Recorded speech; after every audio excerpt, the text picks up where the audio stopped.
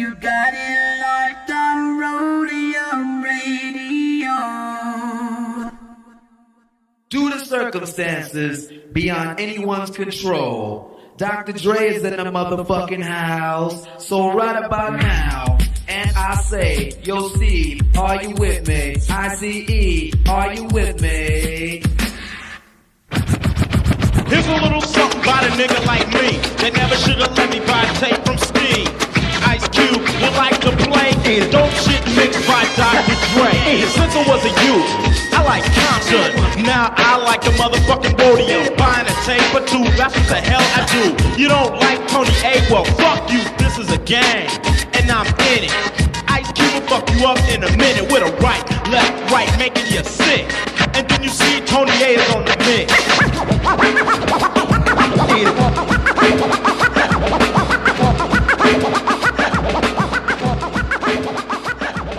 Tony A! Tony A! When you're ready, go.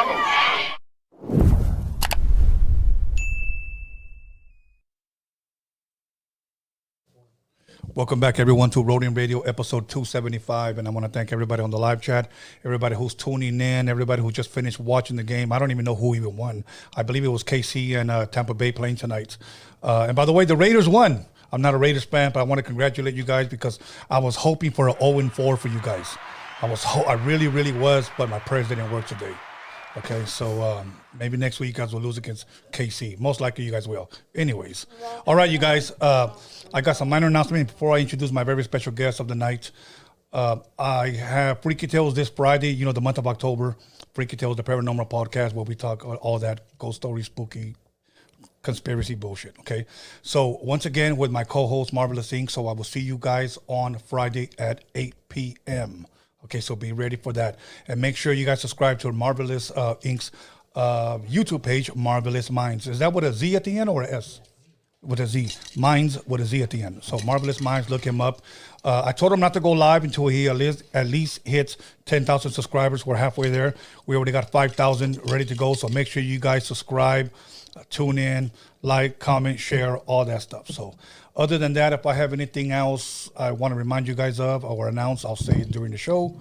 So without further ado, please allow me to introduce my friend all the way from Texas, Lil Mexico.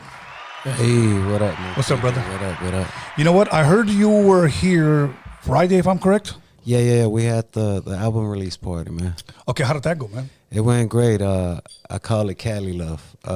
You know, I feel like Texas and Cali is like the two states with the most Hispanics in the whole United States. Yeah. So that's what I wanted to cater to first. So we decided to drop the album, which was Friday, September 30th, and also for the Hispanic, you know, culture. Yeah. The whole month. So I wanted to close that off on that.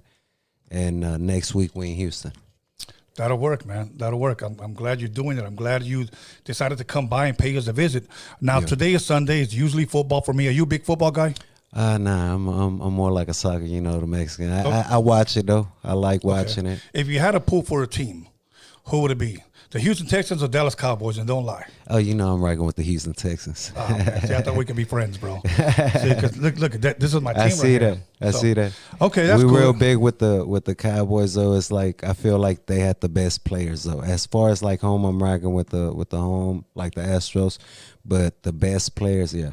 You got a lot of great legends out of Dallas. So baseball would be Astros as well. If you had to root for them. Yeah. Okay. The Astros. What about basketball? Basketball, I've been since a kid, Rockets. Now, I don't even watch it. I lost the whole thing. I guess since they did the whole COVID and you couldn't go to the games, I kind of lost the touch for the sports. Yeah. That COVID was like the biggest cock blocker of all time, bro. Yeah, Stopped it everything. hit a lot of people like in different ways to where you know, that was like the fun things. Right.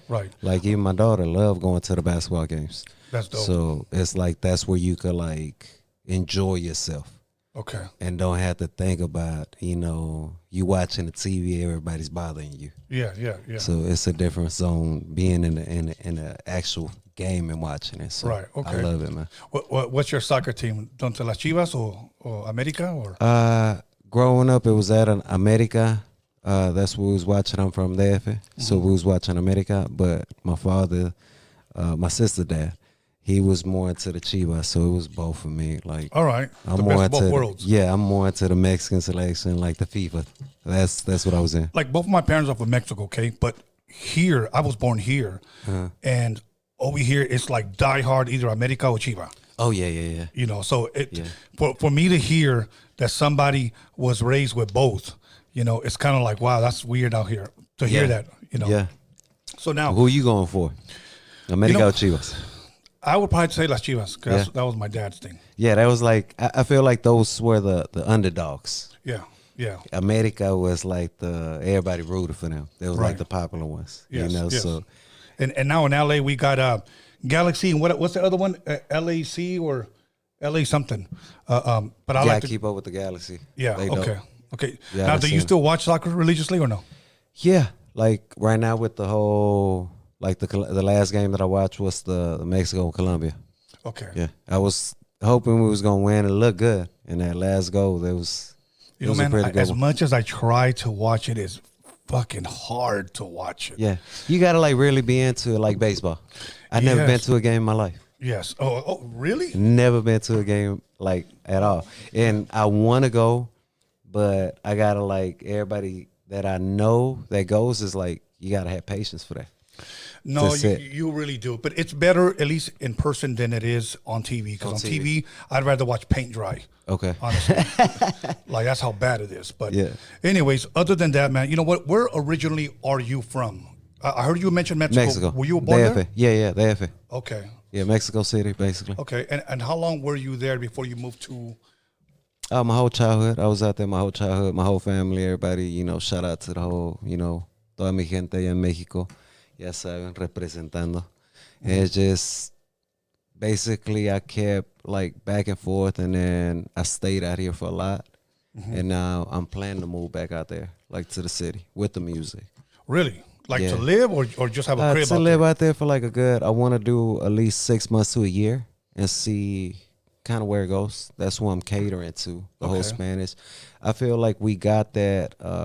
We love hip hop out there. Like hip hop is one of the biggest things. But what we got is like my little nieces and nephews. They like all the words, lyric by lyric. They can rap them out. But when you ask them what they saying, they won't know. Yeah, so I wanted to give them that. Right. The culture, what we sing, everything, how we dress, the whole thing. But put it in Spanish. And give it to them a little, kind of like being a bilingual for them, you know? Yeah. Translating the stuff for them. And I love your shirt, and I'd love to hear that simply because, I've been in the music industry since 1987. I'm 54 years old now. I've interviewed a lot of the West Coast legends here that were here from the very beginning. They're like in their 60s now. And a lot of them were behind the scenes, and they helped a lot of groups. For an example, there's a guy, I don't know if you've ever heard of him, but I'll give you a little bit of his background. His name is Lonzo. He was the guy that put together the world-class wrecking crew that had Dr. Dre, DJ Yella, and a guy named Clientele, which later on Dr. Dre branches out and DJ Yella, they formed NWA. Yeah. That's when I had met those guys in 1987. Now, this guy Lonzo was the first guy to have ever produced an entire rap album for the West Coast. He was the first one. And I've known him since the 80s. And Hispanic? No, it was a Moreno. Okay. Yeah. And I interviewed him here twice. I've known him for years, okay? And the reason why I'm sharing this story is because how you're saying how it's big out there in Mexico, hip-hop, rap, okay? Yeah. I asked them this question. When rap first came out, what was the industry saying, you know? Same thing. Well, here's what they were saying, that it was a fad and it would be in and out. Yeah. And same thing. Yes. So in Mexico, that's what another reason why I'm doing this is 10 years ago. 15 to be exact. It wasn't cool. It wasn't cool to be a Mexican rapper. It wasn't cool to play rap in Mexico, like Spanish rap. It's okay to listen to American rap, but it wasn't okay for the Mexican to be like, I want to rap. Nobody wanted to listen to it. Now you got some of the biggest names. Shout out to Zekan, shout out to Aleman, shout out to Santa Fe Clan. It's a bunch of them out there putting on for the city. What's the other one? I'm sorry I gotta put them on it. What's the other one in Mexico? No, Mexican. What's the other one in Mexico? Shout out to Junior Archer too, but everybody that's in the rap, like they started it. Now it's one of the biggest things in Mexico because of that. Like, and it reminds me of how you talking about it. If you look at the movie of the whole thing, how NWA, the whole thing, it was that like it wasn't okay. It wasn't okay by the older, because in Mexico it's either corridos, very traditional. Yes. Corridos or, you know, cumbia, sonidero, stuff like that. Yeah. It's not like, and that is cool. They filling up arenas. And I love it, and that's where I get a lot of inspiration, because I'm out here rubbing shoulders with big names out here in the big industry in Houston.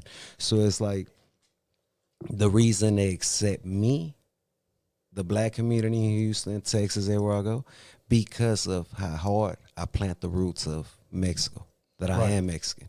But I feel like if we all do that, we would have been knocked down the doors. That's what we're doing right now. Yeah. Right now we're in an era, Doman talked about it too, it's okay to be a Mexican. So me and Doman came in the same era. We way back, good 10 years, that it was kind of seeing everything where it wasn't okay. We was walking into places, nothing but African Americans in there, rap, you know, hip hop is that. Right. But it was also Latin, you know? Right. So when you look at it, it's like if we was to represent our cultures more, they'll take us more serious. Absolutely. Because they use our culture. Yes. And not to say nothing bad, but shout out to the whole, everybody that does that, but it's Migos, where that come from. The whole thing, I got issues with that. Somebody calling themselves Lil Mexico, and he's black from South Carolina. So they been on a label. We've been doing our own thing, and it's like everything that we try to like do is Raza. Yeah. Like right now I'm with the label Manzana because of that. It was either like, I love Rancho Humilde, shout out to Rancho Humilde, but I wanted to keep it home too. You know, so I wanted Manzana as something from the house where I grew up at, Houston. Yeah. So it made more sense to, you know, team up with that and then still have my family, which is the Wolfpack. So shout out to the whole Wolfpack. It's been more than, I say, going on 2 decades, and now it became serious, which is my little brother Brick, a bunch of them in Houston setting on fire. Like Peso is like somebody that was like a little brother to me. Okay. And still is, kind of like I mentor him. And I love seeing that. And that's what we was just talking about Doman the other day that I had a show. He was saying that, man, you remember when it went cool, like for us to do this shit? Yeah. And look at everybody now. Look how they revving the flags. Look at all this. And I was like, that is. You know, when I noticed, and this is the 90s, when I noticed that our culture was making a huge impact, I went to Houston for the first time in 1991. We had a Texas tour. And during that time, I was DJing for the group, well, the rapper that I produced his first record, High C, Second to None, AMG, and DJ Quick, okay? All of us were in Houston, Texas. And we were at a club called the Palladium, okay? And that was 1991, and we were doing shows with Ghetto Boys, and Ghetto Boys had just dropped their album, I believe it's Can't Be Stopped, with Bushwick Bill, Willie D, and Scarface, okay? That's like the base of Rap a Lot. Yes. Yeah. Then EPMD. So we were touring with a lot of big names back then. Now, from 1991, I went back to Houston in 1997 to the same club. Now, the first time that I went, it was a straight black club. Yeah. It was just a straight black club. 6 years later, I go back to the same place, and it's just all Raza. Yeah, yeah. So I tripped out, so I talked to the promoter. I said, hey, man, I was here like 6 years ago, bro, and it was nothing like this. Yeah. He goes, oh, no. That place started going dead. We bought it. We took over. All Mexican music now. Biggest supporter. I feel like Raza supports way more than anybody. Yes, absolutely. Like anybody.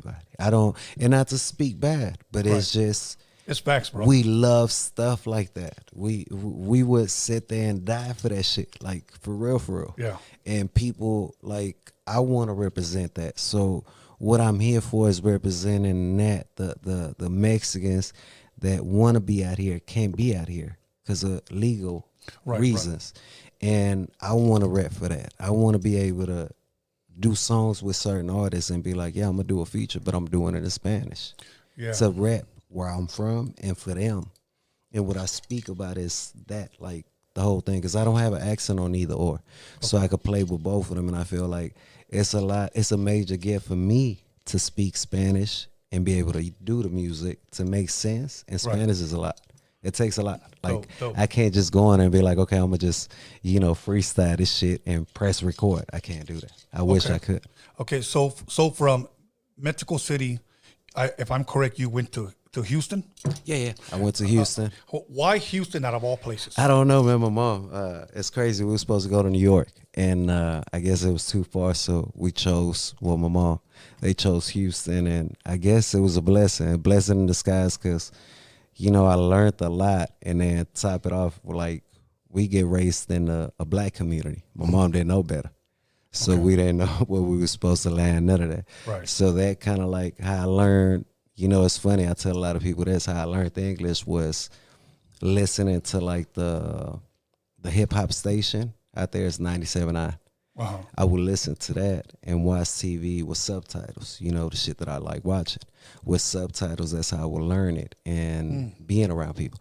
But if you hear my sister, my brother, like my family members, they got big accents. Like, all right. A huge accent, like Raza, like it's straight that. Me and my mom, we can never speak in English at all. Like, it's always Spanish. Right. I feel like me speaking to her in another language is kind of like disrespectful. Of course. So I try to like, that's the number one culture that I always keep, where I'm from. Yeah. Well, it's like me. Growing up, I wasn't allowed to speak English at home. Oh, no. It was just it's Spanish. Disrespect. Yeah. Yeah, so. It's bad because the parents don't catch it on. We good because we use it every day. Right. School, with your friends, all that. But I feel like they don't. And my mom is very shy, like, to speak it. Right. But on my birthday, it's funny, on my birthday, she got a little tipsy, never drinks. They kept sending bottles, I don't drink. And it was champagne. I was like, try it. If you like, drink it. They keep sending it to me. Liked it, ended up leaving, start speaking nothing but English. So she has it in her. It just, a tough situation or some shit like that is going to come out. It's funny you bring up an old memory. I remember the first time back in the 90s, they used to have these drinks. They were called California coolers. It's almost like a cooler drink. What else what we call it today, bro? Like wine coolers, I guess. Oh, okay. And I remember, so she never used to drink. So one day I said, Ama, it's Navidad, it's Christmas. You know what I'm saying? So I gave it to her, and she was like, me siento bien caliente. That's what she said. And then she says, me siento bien a gusto, Antonio. And I was like, cálmate, ma, cálmate. So, but it's weird seeing somebody get buzzed. Yeah, because she don't ever do that, like, at all. So even a couple glasses of champagne had her like. Right. So, so now you grew up. So about what age would you say you got to Houston? Probably like 8. Okay. About 8, and then I kept going back and forth. When you say back and forth to DF? Mostly Guadalajara, DF, Reynosa. I was like back and forth a lot, probably like 2 or 3 times a year. I would go down there, probably like a month. Okay. And then probably like I think I want to say 20, 21 when I had my daughter, I was like, I stopped going. Because it's a different mode. Like, I get picked up quick, the way I look. Yeah, and I can't be like this. That's why I love being out here, because it's like I could be free. I still got to watch it. Of course, you got to respect everywhere. You got to, everybody been talking about that. And it's like, I feel like it's not in a bad way. You just got to watch yourself. Right. That's all it is. Like, out there, I wouldn't dare do that. Certain parts, I wouldn't dare to, come out like that. So it's like, it's a little bit more freedom out here of being yourself and what you want to do as far as out there. And people know that live out there, they know like what I'm referring to. Okay. And that's why I kind of like, now I want to go, now that I done built the music, it's like now I want to go to like do something productive with that now. That's and dope. Stay probably like a year and put on for the people, and then come out here and the same thing, put on for them. So that's the whole purpose of this, dropping this album, work on the next one, and kind of like get the vibe out there. So I got a lot of people that I in the industry, like I said, in Mexico, that it's been overdue to work together. Right. So that's why I want to go out there. to really do a project with all the artists out there in Mexico and put it out here so people can see the whole thing from both worlds. Yeah, absolutely. But the culture.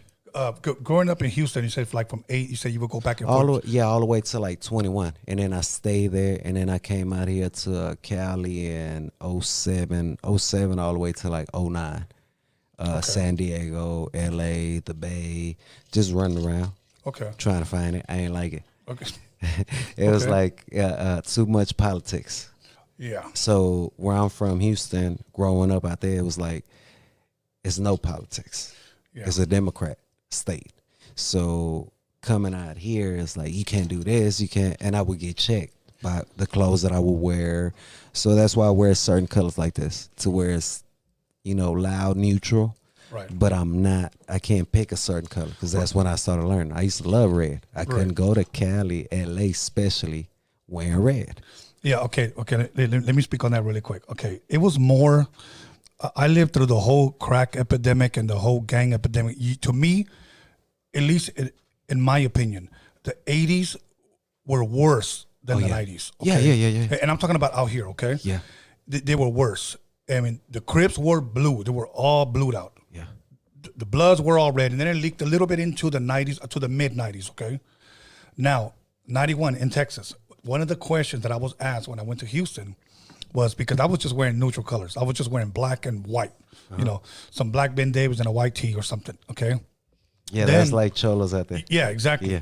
So one guy comes up to me, and this was a brother. He comes up to me and tells me, "Hey, man, you from LA?" And I was like, "Yeah." And he goes, "How old are you?" So I'm 22. And he goes, "Is it true out there that dudes be killing each other over a color?" And I thought about it, even though I grew up here, thought about it, and I said, "Over a color?" And I said, I wanted to say no, but you know what? I'm like, no, it is fucking true. Yeah. Really over a color. Because mentally I'm thinking over hoods. You know, they fight over hoods, but it's really over, you're claiming a color. Yeah. You know? Well, it hit all the way to Houston. Like the Cali wave hit Houston. So me growing up, I got an older brother. Okay. So he was that. Okay. So me looking at that, that's why I never got in the mix. Because I learned that. Like, Primera was based in Cali. That's the thing from Cali. Like Primera, they hit all the way to Houston. So imagine that. One of my buddies, I believe he's about 63 years old, and he's an original, you know, and he doesn't say this now proudly, but he'll share this with me. He'll say that he was an original Pyru Street member from Compton. They're the ones that started the whole blood thing in Compton. Yeah. Now he's older now, still yoked up. Goes to Atlanta a couple of years ago, and he's walking out of a little liquor store, and some dude tells him, "What's up, fool? Where you from?"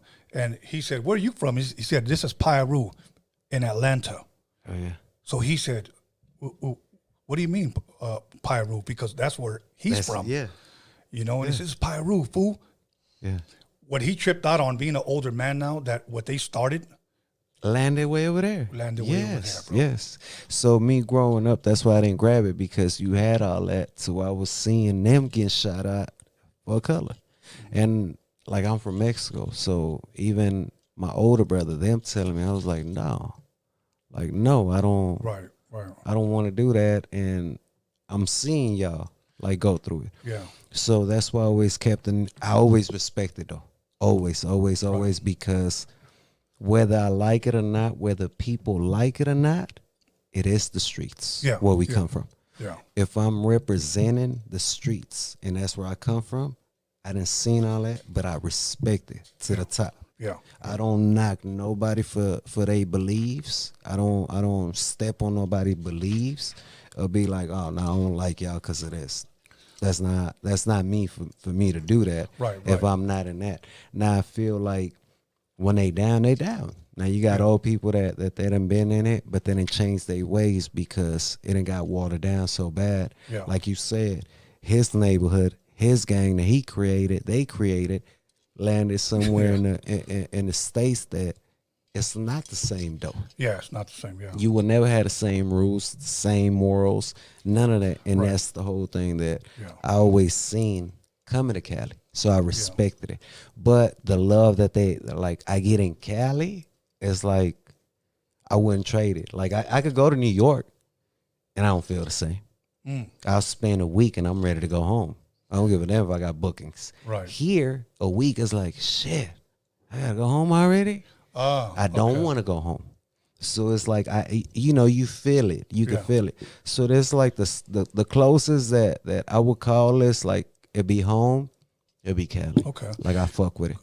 Growing up in a Mexican home, what type of music would you say you were raised with? What would your mother or your father play? Oh man, Tigres del Norte, Sonidero, all type of stuff, and that's why I wanted to plant that in my music, and a lot of it has that. So I use instruments. Okay. The new ones, the new album, I went in there and really like paid attention to the stuff that I would listen to, say 4 or 5 years old. Just the instruments that I remember from my mom or, my uncles or the parties. Right. Like Do you in still my listen to that grandma's kind of house. music?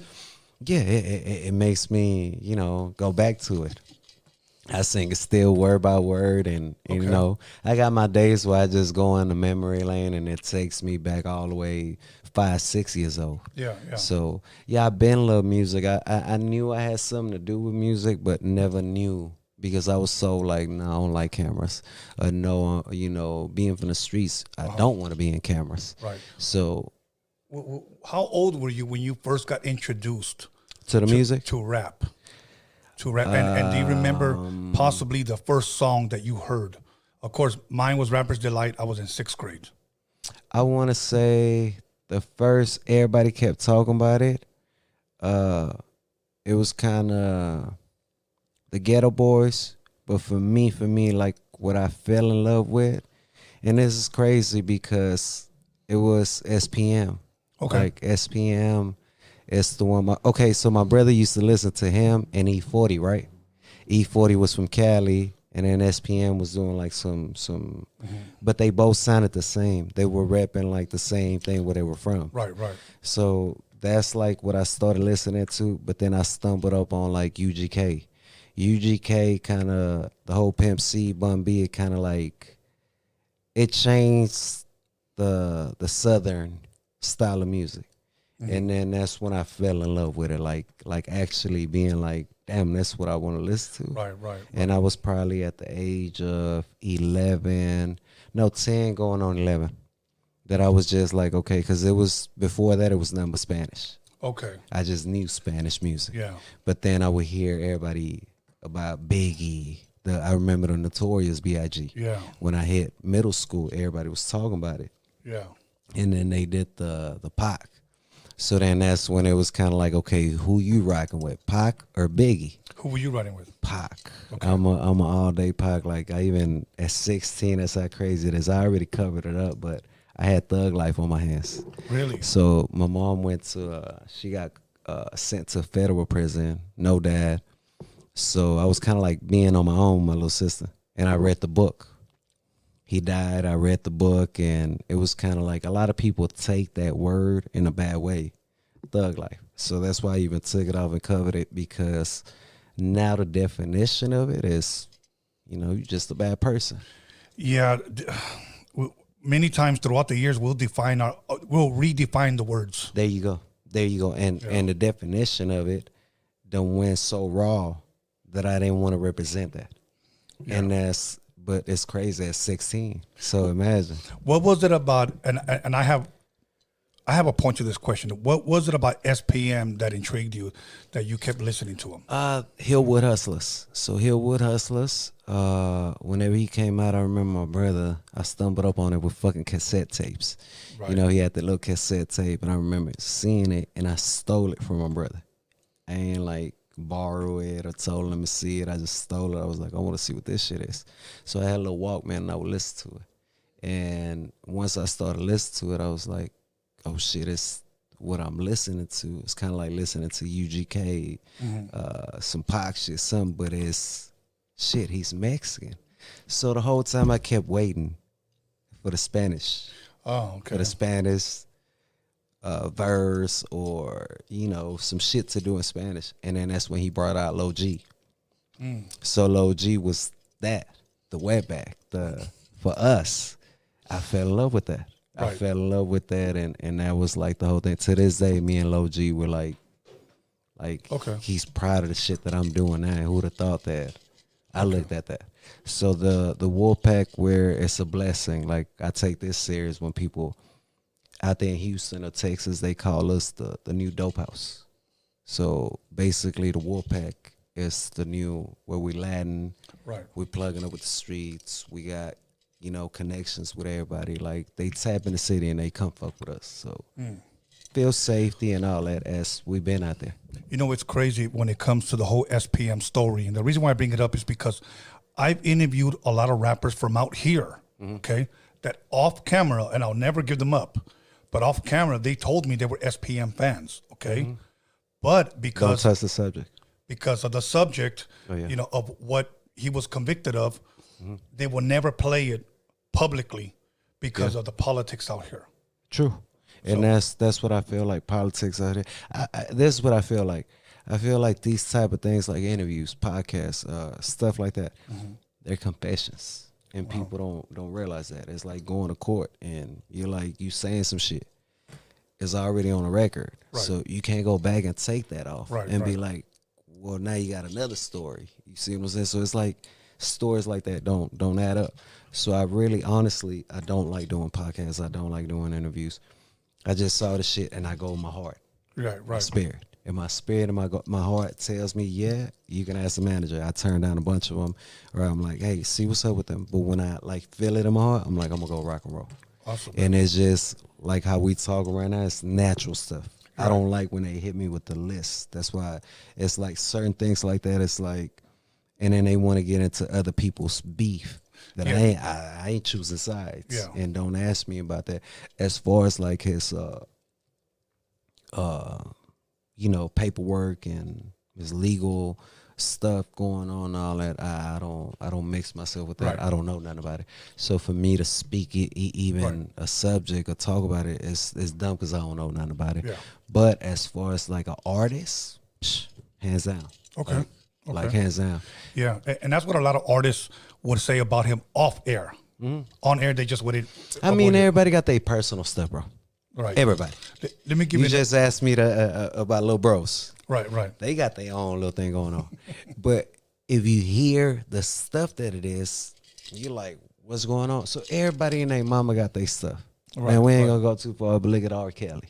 Yeah. We can't. Everybody glorify this man. Glorified him. Why he was doing this stuff. Right. You see what I'm saying? Yeah. Now that he ain't doing the stuff, that happens. But it's like, I feel like everybody got their stuff. Now, if y'all want to pay more attention to the personal stuff, but you supposedly a fan, then you got the stuff mixed up on it. Okay. But I feel like as a fan, like I wouldn't lose that. It's just like other artists. Like whenever you see him, it's like Bun B. I love him. That's like I call him uncle. He calls us nephew. Like, so the whole thing with Trail Gladiators, when I started doing his music, he's got the Trail Gladiators. So we sent that to Mexico. Okay. Like that's in Mexico. We got that popping in Mexico and all that. I sent them out there. I sent Pop Wow out there. I sent Carolyn Rodriguez. Okay. I sent that out to Guadalajara. That's when Chicano was like barely coming up and all that. That's when it wasn't cool to do that. And that's why I said it feels good to break walls, right, and be able to do that for the next generation to come in. Absolutely. I feel like if I don't pop off, I already won. Like if I already have a certain movement going on and I can inspire others to do and rep where we from. Yeah. And I could change people's way of thinking in a positive way. I'm all with it. That's why I don't speak about that. I don't speak about none of that. Yeah, I'm gonna speak to you about what I see, where I come from. But I'm not telling you, go do this or I'm doing this because it's cool. Right. Like even, certain subjects, I don't even want to talk about it neither, but I don't do a lot of features because of that. Okay. If you're on a whole nother world and I'm in another world, just to be cool, we can't do it. Do you come from a big family, a lot of brothers, a lot of sisters? No, it's funny because it's only, a couple of us and we all got different dads. Okay. But we tight as crazy and we like dirt and nails. Like, so we all grew up together and like my brothers in Mexico, my sisters, they out there in Houston with me and my mom, but most of the family are in Mexico. Do any other family members, like brothers or sisters, do any of them rap? Nah, well, my brother, he's the one that started it. The one in Mexico, he started it. Okay, share that story, because I want to know how you got into it. He's the one that started it, the whole thing. He was doing the whole thing in Guadalajara. But Rapeando en español? yeah, todo en español. And he started doing the stuff out there. And one day he sent me a verse. And he was like, hop on it. Everybody wants you to get on it. Because when I would go down there, they would throw me like, they would have little studios at the house or take me to the studio. And it'd be like, just freestyle, just playing around. Now, were you taking it serious then? No. I was just playing around. Like, I like music and I was around it, but I was just like playing around. Like, we was doing it at 14, 15, going to like people that had studios. It was just rap. It's funny because sometimes we would say, like, I would be like, damn, I just said that, but it wouldn't be recording. Then the guy didn't know how to work the stuff that well. We were little. Right. But it's funny because the whole thing, how it started, I've been working at a car shop. Okay. So I started working mechanic and all that. I ain't like the grease. So then I got introduced to the car audio, TVs, all that shit. So I fell in love with it. I started doing that. And then I already like music, listening to music all day long. So that kind of played in perfect as that's what it was. But I could hear, it's funny because I could hear somebody's album and I'm able to pick what songs is going to do something. And then I hear them on the radio. I hear them like do numbers. So you have an ear for music. I have an ear for music. Okay. Like I would always like since little, and like growing up now, like when I ran into like Future, a couple people that were like, "You need to do the music. You got the look," but I never understood that. Like you got to have a look. It's a whole package deal now, man. Yes, and I never understood that because I loved it, but I never saw it. I wanted to produce. Okay. I wanted to be a producer. So the one in Mexico sent me that song. I was like, nah. But my brother, I consider him my brother here. We grew up together. Mm-hmm. He was African American. Mm-hmm. So I consider him my brother. He was doing the music. My brother in Mexico doing the music. I wanted to produce because the one that I would always watch and like really, really, really like look up to was the producer. Right. Because once he came up with the stuff, I'd be like, how did you come up with that? Like right now?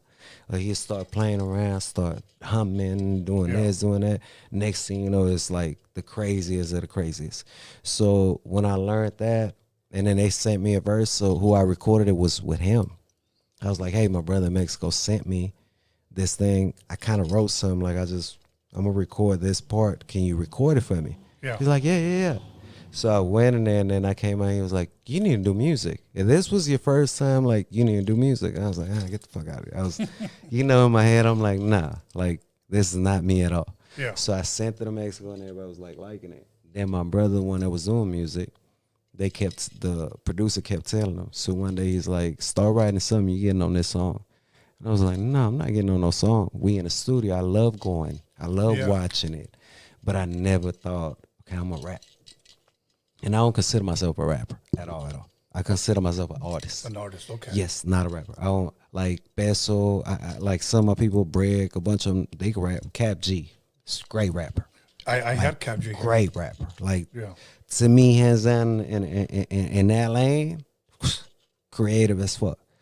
But what I wanted to do is like different. So whenever they got me to doing there, and he made me write that, I remember my little godson. He's the one that really gave me the motivation. Because when my part would come on, he would go crazy. And my brother, he passed away already. Oh, so when he got killed, that's when I was like, what do I do? I've been playing with this. People really like it. What do I do? Do I take it serious or leave it alone? And this was in 2017. I just left everything alone, left the streets alone, left like everybody that wasn't like really supporting that, I left it alone. I even moved to Dallas 2 years, trying to get away from the whole Houston. Yeah. And went to Mexico, went to Dallas, went to Cali, everywhere, but I couldn't find it. I came to Cali, that's when I started finding the sound, recording. Then I teamed up with Empire. That's when it was the whole thing started as, okay, Spanish now. I remember 3-4 years ago, everybody used to tell me, you're not Bad Money. What are you doing? And I was like, okay. Like, yeah, it kind of like bothered me because it was my people, but it was more like, I'm going to show y'all now. Yeah. I'm going to show you. So now it's cool to do what I'm doing. Are you a Bad Bunny fan? Yeah, when he first came out, not right now. Lost me, like threw me out of field a couple years ago. But when he first came out, that's one of the biggest motivations. Now, just because I'm not a fan of his music right now, don't mean I'm not a fan of him as an artist. And that's who I'm shooting for. Like, people might think I'm crazy, but I'm shooting for that. Like, I want to do a song with that. Bad Bunny, Anuel. Like, I'm already rubbing shoulders with, Anuel, people like that. So it's like, I want to shoot at them. We don't have a Mexican. Like, we don't have a Mexican that you could throw at them that looks like them, acts like them, but it's Mexican from Mexico. Right. And that's what I'm shooting at. You said we don't have one like that. Why do you think we don't have one like that? Because we either too much corridos, like you said, traditional Spanish music, or we too rap. What I mean by that is gangster rap, 90s rap. Yeah. Because we're a little behind in Mexico, even with the culture. Yeah. So that's how we was able to win. My brother, he stopped music. He was like, the one in Mexico. It's crazy because he stopped, the other one stopped. Before I got killed, both of them stopped. So they were like, you do it. And I was like, no, y'all stopping it. Y'all lose faith. So why should I do it? I started losing the faith. So when he got killed, that's when I kind of, used it as either I do this or what the streets gonna get me. And that was basically the same thing, getting killed. The one in Mexico went to jail. This one got killed. Okay. My mom went to jail, federal. So I didn't see no, different path. Yeah. And kids now take that for granted as they think, you could pull through that until you sitting in there or you in a grave. Yeah. And once you sitting in that place, I done been there, small little months, but I can't imagine years. And that's what I saw my brother spend, 1/3 of his life in and out. Yeah. No, okay. Yeah, that's why I'm on some. I'm telling you, man, I done been through hell. That's why I'm on some positive and trying to do, really represent where I come from, like the struggle and how it is, but also we really doing something. Yeah. Like Mexico really does something, and they the biggest supporters. So a lot of people just don't give them props. It's just like this thing of, Mexico's poor. Oh, there's no money in Mexico. Nah, there's a shitload of money out there. Yeah, I don't know how they can say Mexico's poor, bro. One of the richest men in the world came from Mexico. Exactly, so, Carlos. Yeah, so I don't know how they can say that shit. Okay, you know what? We're gonna go through your album, bro. Hey, much love. Okay, Mexican Hendrix. The reason I called it Mexican Hendrix, I know you're going to ask me that. I wanted, Jimi Hendrix is black. Right. But he was the biggest to do it on that to me. Right. Different sounds, different genres. He stepped in all over the world with the music, all worlds. So I felt like I wanted to be that in a Mexican format. I want to do corridos, so the album got corridos, guys, reggaeton type of feel for the songs, for the women. I got street music. I got a song that's in Spanish and English that, the people out here in America could really relate to it. So I wanted to focus on everybody. Okay. And that's why I felt like Mexican Hendrix. It's all sounds, all different type of songs that it's not I just did trap music. That's why I called it that. Okay. And you know what? Look at the impact that Hendrix had and the people that he touched, and his music still lives on. Yeah. And he passed away at 27. Yeah. 27 years old, bro. Young Jay, and that's what I come across, big young legends. Yeah. Kids, 15, 16. Shout out to Ivan Cornejo. Shout out to the whole Manzana too. The whole label. Shout out to my Warpack too, but I wanted to talk about that. 18 years old. One of the biggest right now with the Spanish. Okay. And I look at him, I hear him and everything. It's like, man, this kid is talented. Yeah. How he comes up with the stuff. And it's real stories from the heart. Yeah. That he done got his heart broken, so he's using that in a good way. But imagine 17, he just made 18. One of the biggest ones. Okay. I'm going to give you the names like track 1, Prayer. Can you kind of elaborate what each song is? Mm-hmm. Prayer. Prayer is basically the prayer that I say every morning, la oración que tengo, I even got a piece on me that I don't take off, which is the prayer that I say it, and I was able to fit it kind of like in a letter to God. Okay. I wanted to represent this right here, like put him in it, send a message, but not, you know, so like hypocrite about it. Right. So I did that. I shout out to Purple K Beats. He out here in Cali to LA with the whole Narco Beats, if you're familiar with them. Yeah. So that's who I got the beat. They play that Houston stuff. It's kind of like a Houston sample. Okay. But it had a very gothic feeling to it. Yeah, I can tell. And once I heard it, I was like, man, this is real gothic-y, like, but I don't do music like that. But when it hit me, I kept listening to it. Like about the 5th time that it played it, I heard whenever you walk into churches, and it's like the Padre Nuestro que estás, like it's real, like screw, slow, but very echo. And that's what I was like, I'm gonna do a prayer. So instead of I'm gonna switch it all the way up. Instead of doing some gothic shit, it's already screw. It's talking about God. Thank God. I'm thanking the Lord. So I want to do that in Spanish, and that's how I came up with that verse. Okay. So that's like the prayer. So that's why I put it number 1 as an intro. Uh-huh. Some that I do kind of, you know, when I'm going through it or in the mornings, it's like that's the prayer right there. Okay. So, you know, shout out to God, and by that is Jesus Christ. All good. Track number 2. Hoy estamos aquí. Shout out to Esteban Gabriel. Hoy estamos aquí is basically we wanted to come up with a concept that, you know, everybody can relate to. Okay. We wanted to do something for the people, something real, something that, you know, our culture can relate to. And that's that.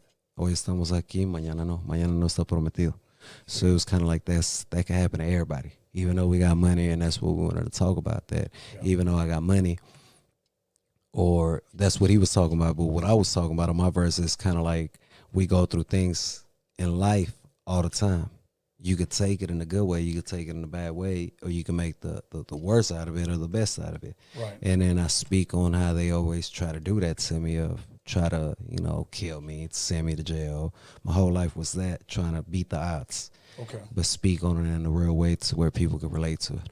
Okay, and then we got Vida Callejera, Street Life. Yeah, Vida Callejera, that's one of my favorite ones on the whole album. Like personally, a lot of people, you know, might feel different, but me personally, that's my favorite one. That's the one that I feel like everybody can relate to. It's the reason I put both titles, Street Life, Vida Callejera. Is I did one verse in English, the other verse in Spanish, and then I did the hook, half of it in English, half of it in Spanish. So I put both of them. I speak about what I went through. With my mom going feds, you know, my little sister, a bunch of stuff like that. And I also speak about, you know, it feels good, like where I'm at. Like Good. It feels good that I'd have made it out the bad. Okay. Okay, and then you have track number 4, I believe, Hablando. Yeah, Hablando, shout out to Tony Loya. Again, shout out to the whole Manzana. You know what it is. Everybody wanted a corrido, so he does corridos. He's real fast with it, kind of like a rapper style, but corridos. And I kept fucking with him. I was like, yeah, we going to do something, because my style and your style is the same, but I didn't want to rap. Okay. So I kept trying to fit, how can we do a corrido? So it was great because I come on at a certain tempo, kind of, you know, my slow rap and Spanish corrido, but he comes on fast on the second part. So that's kind of, we just talking, you know, that's what the Hablando.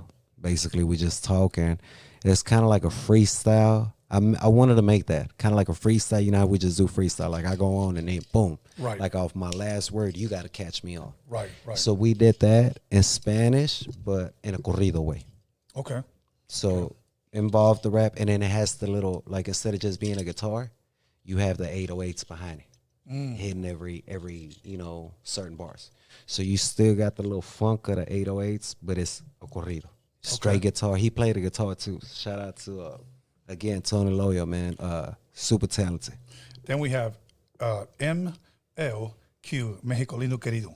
That's another one. I'm gonna break down the shout out to Bo Bundy. I put him on the track. Bo Bundy, you know, he's been putting on for the city, Houston, Texas. We've been locked in.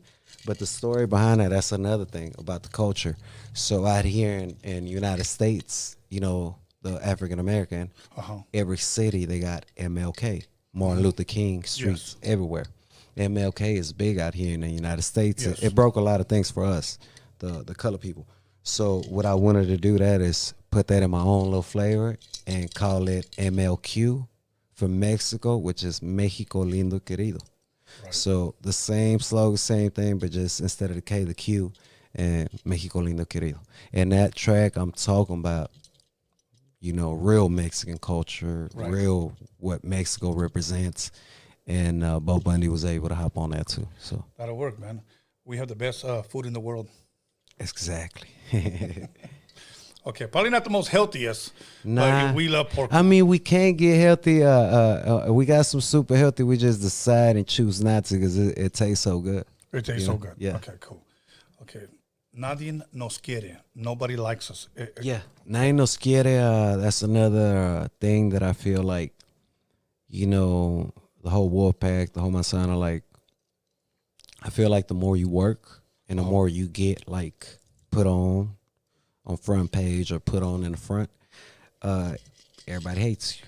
Of course. Everybody don't like you because everybody want that position. It's not that they don't like you because of what you're doing, is that they want that position and they feel like they deserve it more than you do. Of course. So that's the whole song is about that, as Nadie nos quiere. And when my mom used to tell me too, you know, don't glorify money, don't glorify women, because, you know, you'll never get it and you'll be chasing that. So I always say that I always put myself on top and I put that under me.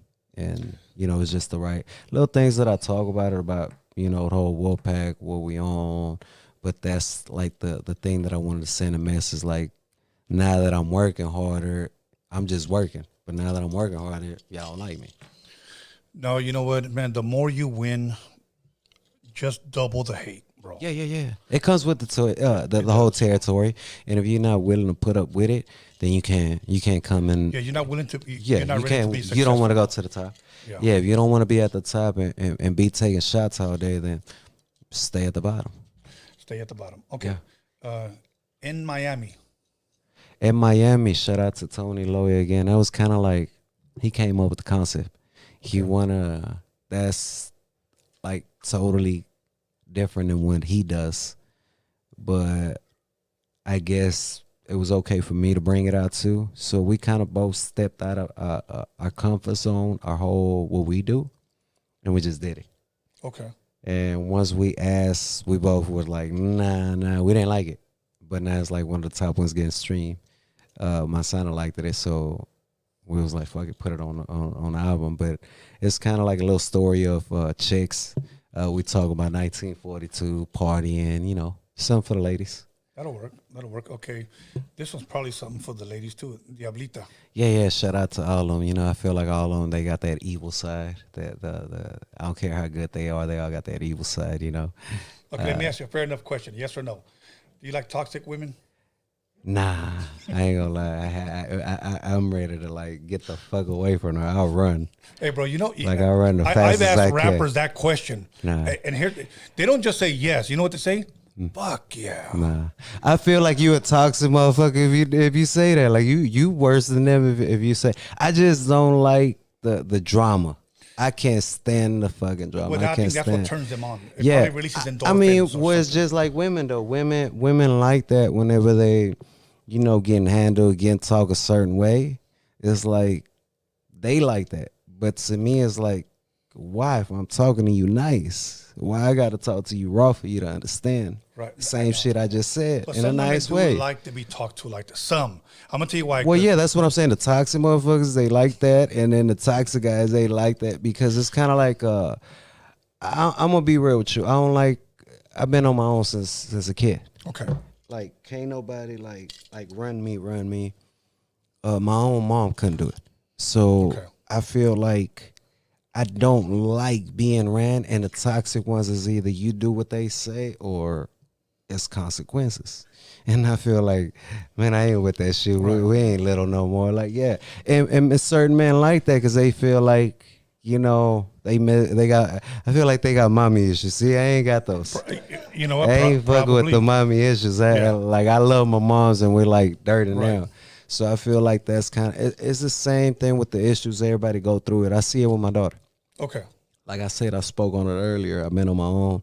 My mom went fed as a kid, no dad. So it's kind of like I know what that is and I know what it does. But I was just blessed that God saved me from that and put me in different routes. Absolutely. But yes, most people ain't fortunate to make it how far I made it or the age that I'd have made it. My own brothers, they, you know, gone way at a young age. What does it say about a woman? I saw a girl post this up on her page.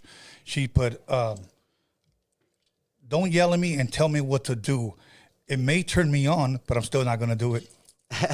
That's a toxic motherfucker. it's like the one that's gonna say choke me and slap me, but then y'all get in an argument. Why you choke me and slap me? Shit. You asked for that shit regular on the regular. There you go. So it's like I just feel like that toxic is like that one meme. She loves my gordito ass, but when she gets mad at me, she tells me I hate you, you fat fuck. Oh yeah, I said that on one song when it's all good. It's like. I think it's on. I did a feature, and I said that on the feature, and it was that like we all do that. Like when you good, when you're happy, like you love them, but it's like as soon as they make you mad, it's like she's a bitch, she's this, she's that.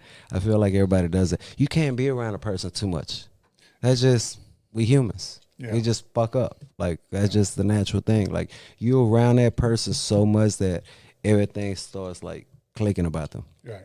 You need space. Like that's why the toxic motherfuckers are toxic because they just can't be alone. Like I learned that too. Like people that like can't be alone, go out to eat or something. You got a problem with yourself.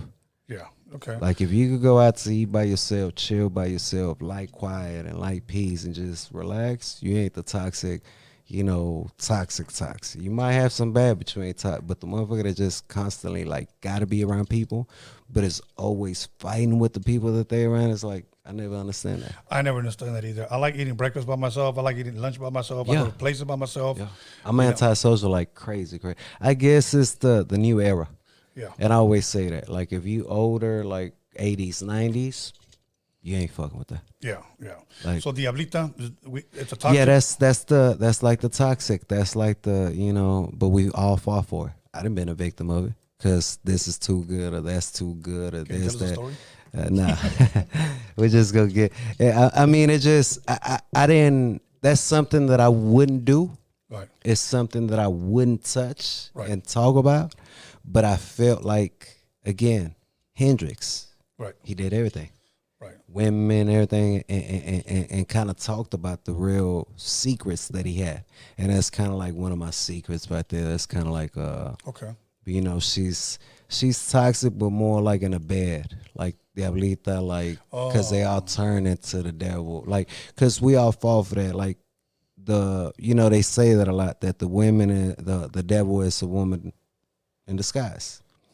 You know, and a woman. That, but I believe it. Well, look at Genesis, like when it all started, like with the whole snake. Mm-hmm. Who did it talk to supposedly? Who did it get? Like the women.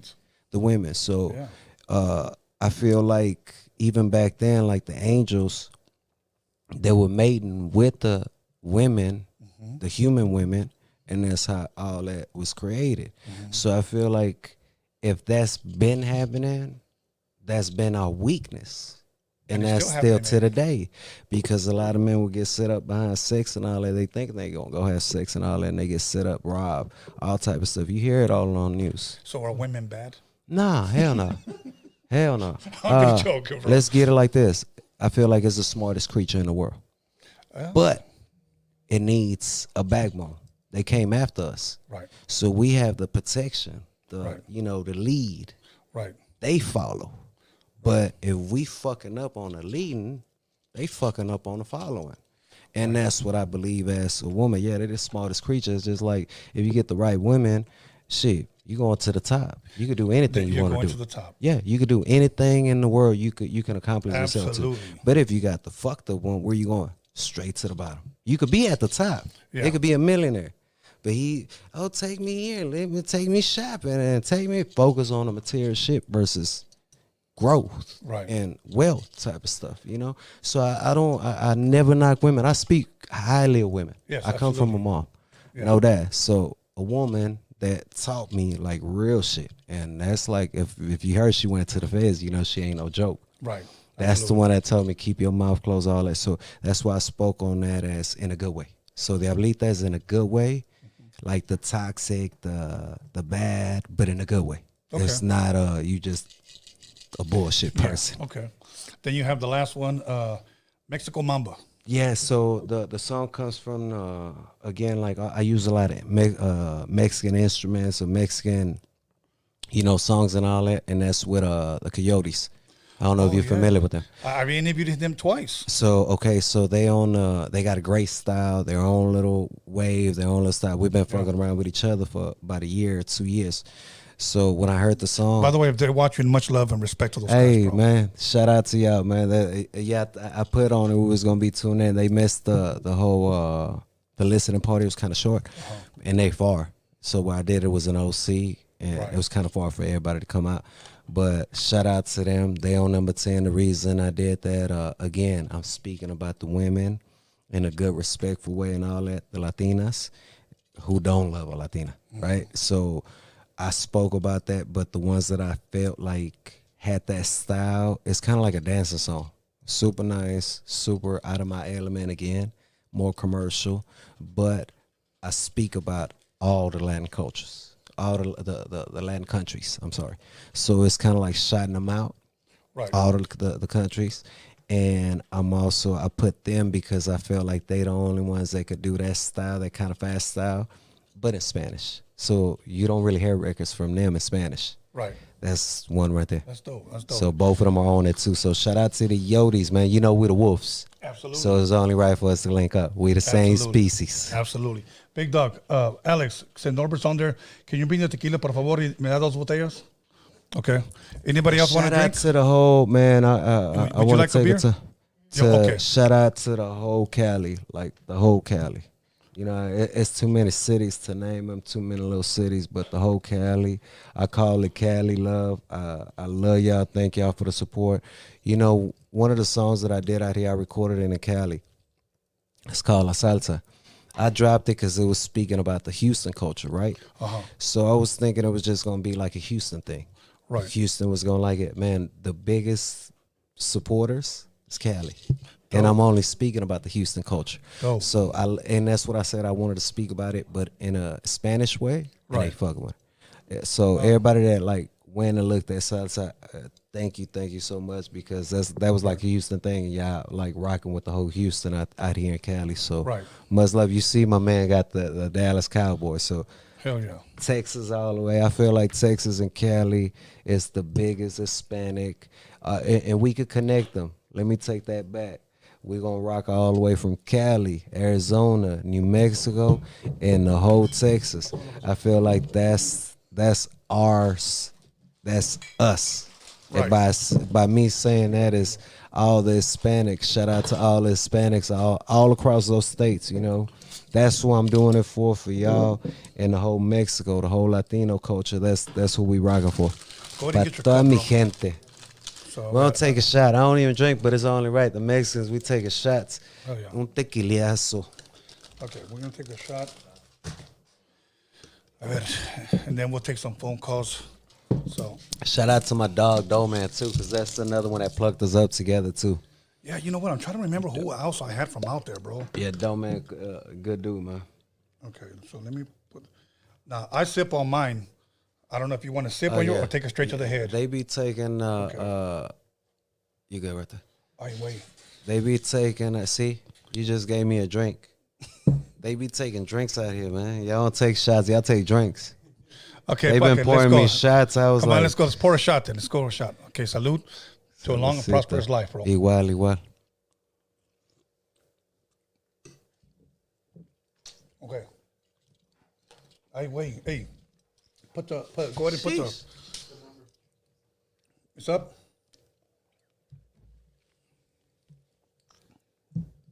Is it up? Is it stuck? I ain't gonna lie, back home we don't drink at all. Oh, for real? That's that Texas stuff. I come to Cali every time I come to Cali. I be drunk as hell. That's like that's a good thing. The tequila stuff. Yeah. Okay, let me see. Come on, let's put these on. We just missed a phone call. Okay, callers, if you got the balls, make the calls. Let's go. Yeah. Hit me with what you want to ask me. Go ahead. We can rock and roll in however you want to rock. Spanish, English. Yes. Ask them about the Diablitas. Yeah, okay. toda mi gente, todas las diablitas, ¿qué me quieren preguntar? All right, let's go. Caller, your name and where you calling from? Hey, this is Shazzy from Houston, Texas. I knew this was you. La H. Of course. Canales, ya tú sabes. You know I have to call in. That's Man, right. Thank y'all for supporting. Right, thank y'all. No, anytime. Listen, you always have my support. Tú tienes mi apoyo. Siempre. Thank you. Hit me with the question. So let me not. All right, so the question that I have for you, Lil Mexico, have you considered doing a record with Chicano? Is that on the radar at all? Or maybe you have done one and I just haven't stayed up on it. Yeah, we working on that. Shout out to Chicano again. The whole Jalisco, Guadalajara, ya saben, toda mi gente. Yes, we got that coming. The same thing with Alemán, Junior H. You know, it's all on God's timing. But yes, it's definitely in the making. That's my people. Rock and roll, and that's what we represent. So yeah, definitely stay tuned. You seen I gave you these features on this album out of nowhere, and that's what I'm doing. Like, you know, you never know. Maybe next time we had, I was just talking to you about it, doing the whole Mexico features. So that's probably where you're gonna see that that next project. That feature is probably gonna be on that. Hell yeah! All right, cool. I got one more question as well. Tony, if we don't have time for the question, that's fine. I'll just get off the line. Come on, go for it. Okay. So my other question is, would you ever? Well, hopefully it's okay to ask this.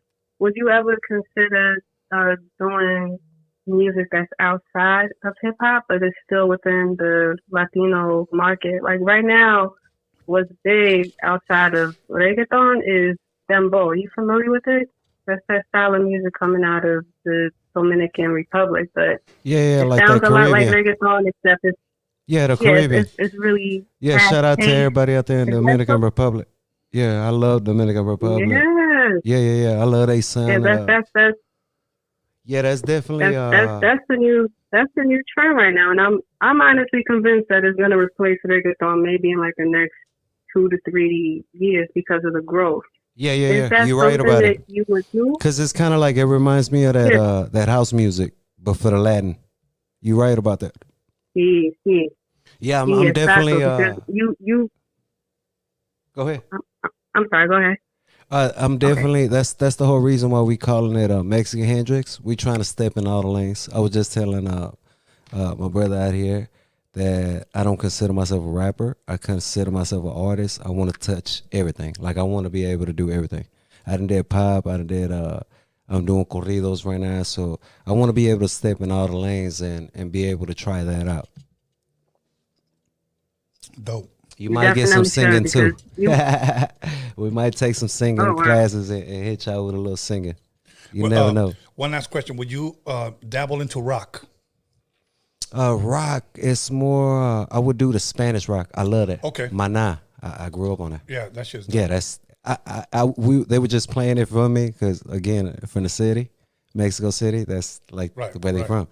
So they were playing that at the bar, and I was telling the guy, I said, man, I don't give a damn if you don't like them or if you don't listen to this music. It's gonna get you crunk. As soon as you hear this shit, it's gonna get you crunk to it. Hell yeah. You wanna like party. You feel good. Absolutely. And I'm all about that. If the music is gonna make people feel good, it makes me feel good, and it gives me chills. Let's rock and roll. Let's do it. Yeah. Thank you for calling in. Man, thank you for checking in. Thank you for calling and tuning in with us. Thank you so much, and you know what it is. We repping the whole Raza. All good. Have a blessed night now. No problem. Thank you so much. Gracias. Right. Okay, let's keep it pushing. We missed like 3 phone calls, so my bad. We gonna try to do this fast so we could try to catch everybody too. Yes, exactly. So when you call in, please just get to your question. Yeah, let's get it. I'm trying to be mindful of everybody calling in. So, okay, now that I'm not on the phone, nobody wants to call in. So come on, I told you guys if you guys got the balls, make the calls. Let's Come go. on, hit If me not, with the call. we're just gonna stop the phone calls for good. So Yeah, y'all gonna have to call 1-800 Lil Mexico. let's go. Caller, your name and where you calling from? Yeah, my name is Miguelito Tattoos on Instagram. Miguelito's Tattoos. Yeah, tattoos. I like how he just advertised himself. That's a good thing. Come on, hit me with the question, my guy. All right, this is like a question I usually hit some rappers, but I didn't get the feedback that I got last time on the last rapper. The artist that was here. Well, I'm not sure if he was a rapper. I didn't really ask, but I like how you said that, by the way. Oh, anyway, straight to the point. All right, so my question to you is, are you willing to do a freestyle on top, the first freestyle you can on top of your head, right here on Roadium Radio? I just told you I'm not a rapper, I'm an artist, so we're going to have to decline that. We don't do shit for free. But go check out the Mexican Hendrix, though. Thank you for that. And they always ask me that. I respect your... Yeah, I respect the ones that do that. I love it. I love watching it, but I feel like that's a rapper. Shout out to all my guys that do that. They can really do all that. I'm more into the artist side, my brother. Hey, I respect your honesty, man, and have a wonderful day, and thank you for the honor, Tony, and you guys for giving me my opportunity to ask my question. You too, my brother. Have a blessed one. Nobody ever asks me to drop a verse. That's messed up. Bro. Okay. Caller, your name and where you calling from? Hey, what's up, bro? King Mexico from New York. What's up, my brother? How you New doing? York, man. That's love. What part of New York, if you don't mind me asking you? What's up?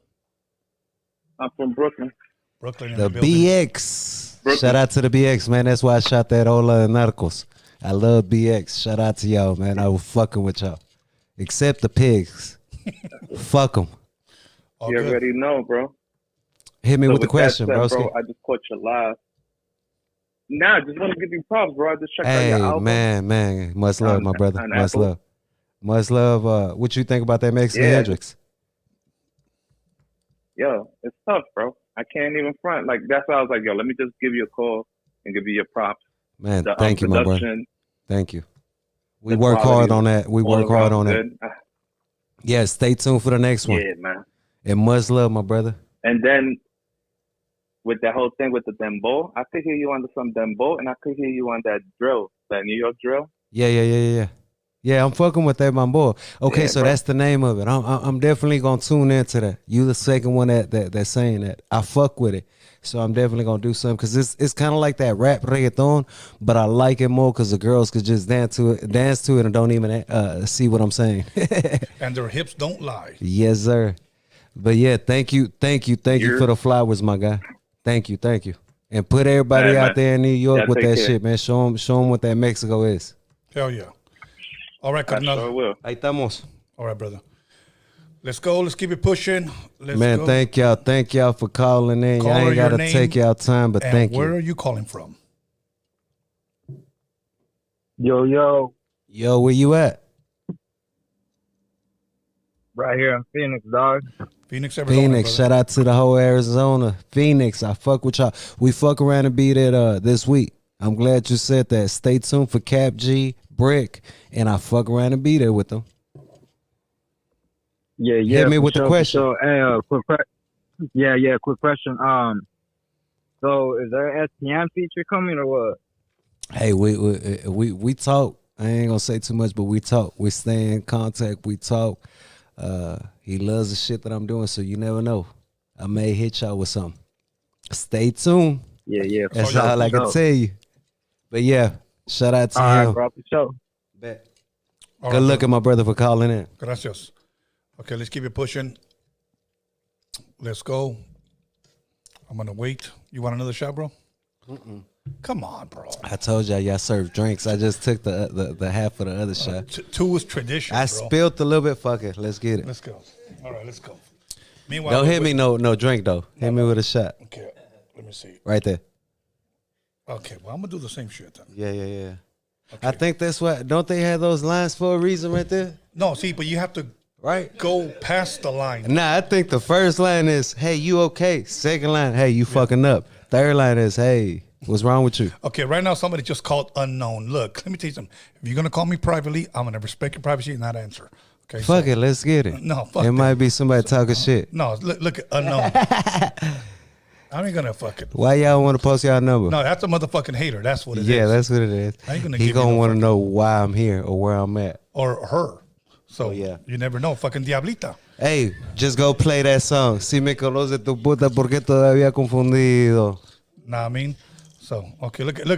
This trick is still trying to call. That's that Diablita right there, everybody. Look at it. Hey, is it a Diablita or fucking Diablo? All I'm gonna say, if it's la vergux. Okay, let's go. Stop calling, Trick. Damn. Hey, we're not answering. Yeah, we're not answering. Let the next call. Exactly. Stop hogging up the line. Hey, we had that shit happen. It's funny to talk about that. We had that shit happen at the album release, right? So the manager was going to airdrop the album to everybody. Tell me how this little motherfucker started. I don't know who it was, but somebody started sending that little Russian baby. Airdropping it to everybody. So it's like, yeah, why y'all gotta hate so goddamn much, man? Go get you a job, go get you some money. It'll make you feel better about yourself. I swear to God. Right. Clean your ass too. Yeah, exactly. That'll make you feel better. Take a shower. Hey, if nobody else calls and I got this unknown caller, I'm just gonna end this motherfucker because. Yeah, we're gonna end it. You fucking up, my guy. You fucking it up for everybody. I know exactly who this fucking Diablita is. So, anyways, let's keep it pushing, yo. Fuck it up. Let's go. Come on, bro. That's like 20 fucking times already. That's that toxic. It's either a bitch or a guy that's acting like a biatch. Yeah. Yeah. What? How Too Short says it? No. We say it like the way Snoop says it. Biatch. Okay. Yeah, we in the South. Yeah. So we in the South. So stop fucking calling, man. Okay, here we go. Caller, your name or where you calling from? What up, bro? This is Renee from Florida. What's up, Renee from Florida? You got a question, brother? What part of Florida, my brother? How y'all doing, man? Good. What part of Florida you in? See, the shots got me slurping. Bradenton. Where you at? In Manatee County, in Bradenton. Yes, hit me with the question. Simone, bro. I'm from Brownsville, from the Valle. Oh, you out here? You from Texas? You from the Bayuco? Simone. Yes, yes, sir. And I was just wondering, bro, like, si vas a hacer unas rolas ahí con alguien de ahí del Valle, you know? Yeah. Put me on some names. Si has hecho unas. Put me on some names. Who's out there hot? Since you from out there. Well, the ones that I know, bro, Big Los. Big Los. I heard of him. Big boy. He in McAllen though, right? Nah, he's from Brownsville, man. Okay.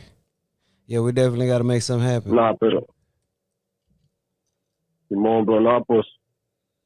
Much love, man. Keep up the good work, bro. And Tony. Man, blast that shit out there in Florida, my brother. Blast that shit hard. And thank you, because that Florida is a whole different market. So it ain't too many Mexicans out there. So shout out to you, my Raza. Yes, sir. Thank you, carnal. Gracias. Okay, let's go. No more unknown numbers. You took the shot already? Nah, I'm waiting on you. Okay, come on. Okay, salud. Salucita. Mexico lindo, querido. So. I'm telling you, I'm going to be drunk out here in Cali. Fuck. Look at this trick still fucking calling. Hey, man, what you just drop it. We ain't going to answer.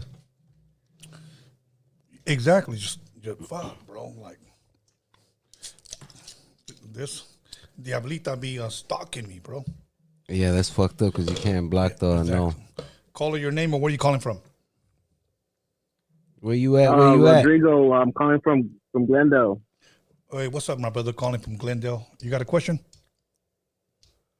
Yeah, I do. For Lil Mexico. Tell me, my brother, I'm right here. Yeah. How's it going, Lil Mexico? I just wanted to ask you, man. At what point in your career did you decide to branch out to like different genres? You know, like different types of music. I just feel like it's in like I said, I'm not a rapper, I'm an artist, and I love music, bro. I love music. I can listen to everything. Country, gospel, corridos, cumbia, sonero, sonidero, like everything You know, I may feel in hip hop one day, and I may feel gospel another day, depending on my brain. But I love music, so I feel like that was something that I want to leave behind. You know, when I'm gone, I want to be able to be played in different worlds, different cultures, different, you know, people. And that's what I'm doing this, man. Yeah. Like, even for you, take your time and call in and ask that. You know, that's what I'm repping right there, and that's what I'm trying to do. So, Mexican Hendrix is the start of that, bro. So yeah, no, I hear you on that, man, and keep doing what you're doing, man. That's just inspiring, you know. Hey, that's what I'm doing it for. So, just what you calling and saying, I'm inspiring you. Guess what? I already won. That's right. So much love, and blessings, bro. I appreciate the info, man, and you know, keep doing what you're doing, man, and you know, I wish you the best, man, in your career, you know. Thank you, and guess what? I'm gonna dedicate #1 for you, so go check that out, go listen to it, and that's basically me telling you that right now. Bendiciones para ti y tu familia también. Y tu familia. Ahí estamos. Okay, Carnal. Thank you, bro. Have a blessed night, homie. Okay, let's keep it pushing. Until we get the next call, I want to ask you a question. Before Lil Mexico, did you have another rap name? Yeah. The one my brother gave me. Shout out to him. So, what was it? This tequila got me sweating. So, how it was, what your mama said? Me siento caliente. Tengo calor. Me siento bien a gusto, Antonio. Yeah, the next shot I'm going to tell you that. Okay, so the whole thing with that, hit me again. See, the shot got me. Okay, it was because this unknown caller. Look at, I'm telling right now. Look at. Damn. I kind of want to answer, bro. No, hold on. I want to do. Fuck off. There. That's it. Fuck off. Anyways, before Little Mexico, what was the rap name? Yeah. Okay, so my brother, it was Jay. Okay. My real name, Joel. So Joel. A lot of people, I hate when people will say Joel. I know. I think Joel or Joel should be okay. Yes. Joel is like Joel Osteen. Like, no, we're not playing with Joel Osteen here, bro. Yeah, I don't fuck with it. It's a little too much, so I ain't like it, right? And then a lot of my people were different type of cultures, so they used to call me Jay. Okay. So from Jay came Hove, which is my brother that got killed. May he rest in peace. Long live Rich. He gave me that name, Hove, H-O-V, which was like kind of Jay-Z. Mm-hmm. So it was kind of big, and then when I was coming out with it, I was like, what I'm going to call myself when I'm doing music? It was like, Hove, nigga.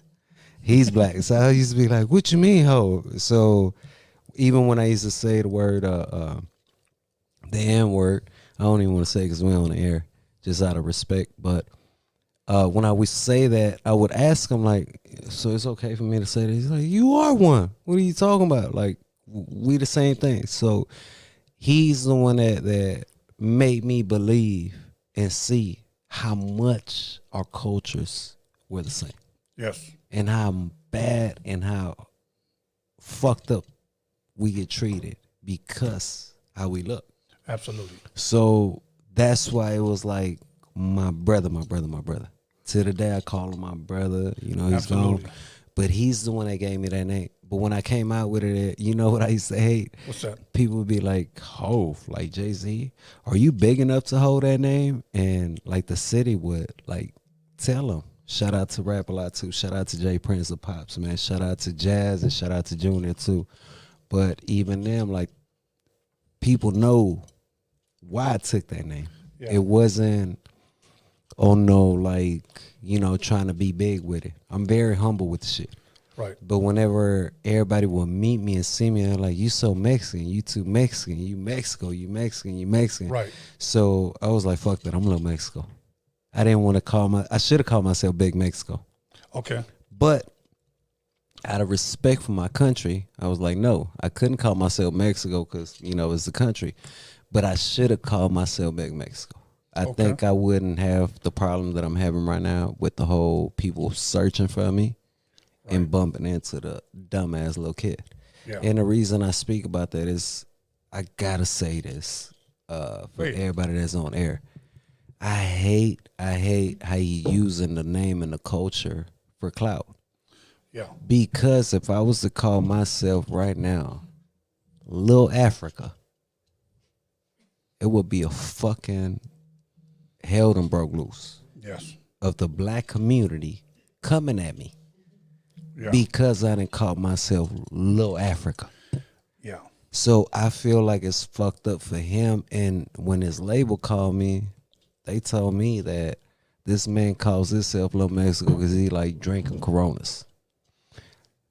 The owner of the label laughing. So how can I take a dude serious when you've been under a label for 4 years? Dirk picked him up. So I don't know if Dirk made a mistake. Shout out to Dirk, man. I fuck with the whole OTF, Long Live King Von. So me and King Von used to fuck around tight. Every time they would come in the city, Lil Dirk would send King Von to, do what he needed to do for them. So I would fuck with him tough. And I don't know if that shit happened or how that shit happened, but. Caller, your name or where you calling from? Yeah, this Javier from Glendale, California.